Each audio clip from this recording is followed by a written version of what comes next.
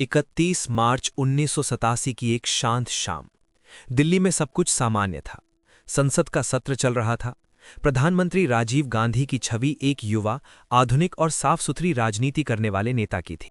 उसी समय हजारों किलोमीटर दूर स्वीडन में एक रेडियो प्रसारण ने अचानक सब कुछ बदल दिया। स्वीडिश रेडियो ने दावा किया कि भारत सरकार ने स्वीडन की बोफोर्स कंपनी से तोपों की खरीद में भारी कमीशन लिया है। एक विदेशी रेडियो स्टेशन से आई ये खबर कुछ ही घंटों में भारत की राजनीति में भूचाल ले आई। सवाल उठने लगे, किसने कमीशन लिया?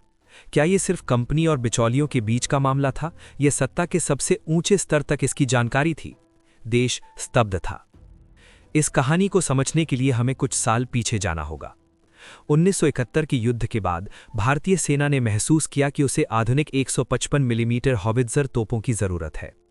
पुराने तोपखाने के सहारे भविष्य के युद्ध नहीं जीते जा सकते थे। 1980 के दशक की शुरुआत में नई तोपों की खोज शुरू हुई। फ्रांस, ऑस्ट्रिया और स्वीडन की कंपनियां इस दौड़ में शामिल थीं। कठोर परीक्षण हुए, रेगिस्तान में, पहाड़ी इलाकों में, अलग अलग मौसम में। आखिरकार स्वीडन की कंपनी बोफोर्स एबी की FH-77B 155 मिलीमीटर हॉवित्जर तोप को चुना गया। 24 मार्च 1986 को भारत सरकार और बोफोर्स के बीच लगभग 410 तोपों की खरीद का समझौता हुआ। सौदे की कीमत लगभग $1.4 बिलियन थी। उस समय ये रक्षा क्षेत्र के सबसे बड़े सौदों में से एक था। सौदा हुआ, तोपें आने लगीं और सब कुछ सामान्य दिखाई दे रहा था। लेकिन एक साल बाद स्वीडिश रेडियो की रिपोर्ट ने पूरे सौदे पर सवाल खड़े कर दिए।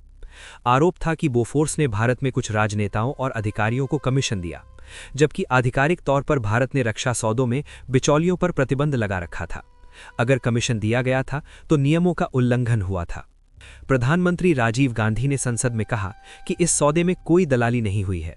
उन्होंने आरोपों को सिरे से खारिज किया, लेकिन विपक्ष ने इस मुद्दे को छोड़ने से इनकार कर दिया।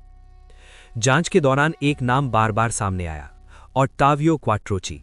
वो एक इतालवी व्यवसायी था जो भारत में सक्रिय था और राजनीतिक हलकों में उसकी पहुंच मानी जाती थी।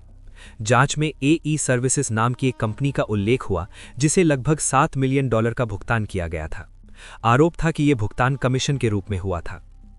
इन भुगतानों के बैंक रिकॉर्ड और दस्तावेजों को लेकर अंतर्राष्ट्रीय स्तर पर कानूनी प्रक्रिया शुरू हुई।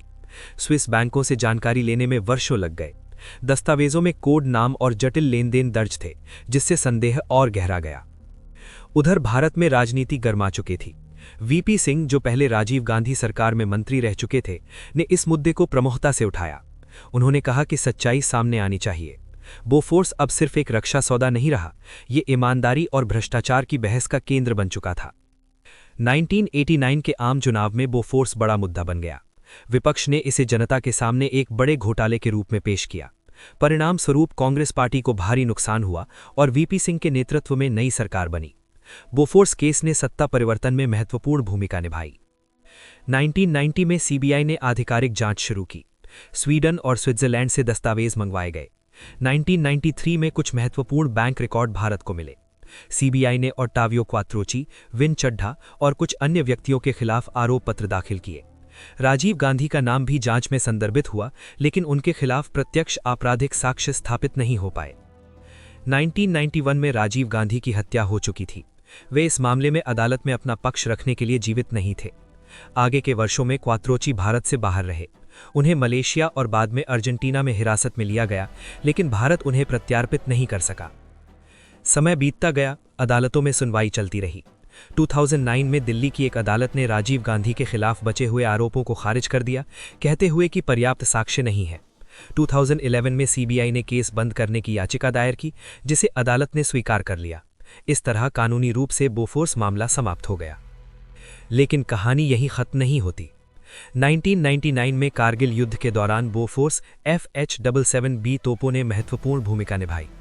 पहाड़ी इलाकों में लंबी दूरी तक सटीक मार करने की क्षमता ने भारतीय सेना को सामरिक बढ़त दिलाई। कई सैन्य अधिकारियों ने सार्वजनिक रूप से कहा कि कारगिल में इन तोपों का योगदान निर्णायक था। ये एक विडंबना थी।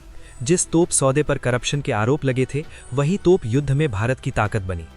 आज बोफोर्स केस कानूनी रूप से बंद है। किसी बड़े राजनीतिक नेता को दोषी करार नहीं दिया गया, लेकिन ये मामला भारतीय राजनीति के इतिहास में दर्ज है। इसने पारदर्शिता, जवाबदेही और रक्षा सौदों में निगरानी की आवश्यकता को राष्ट्रीय चर्चा का विषय बना दिया।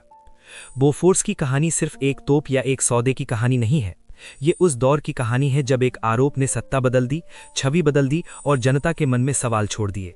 सवाल जिनके जवाब अदालतों में पूरी तरह साबित नहीं हो सके, लेकिन इतिहास में हमेशा दर्ज रहेंगे।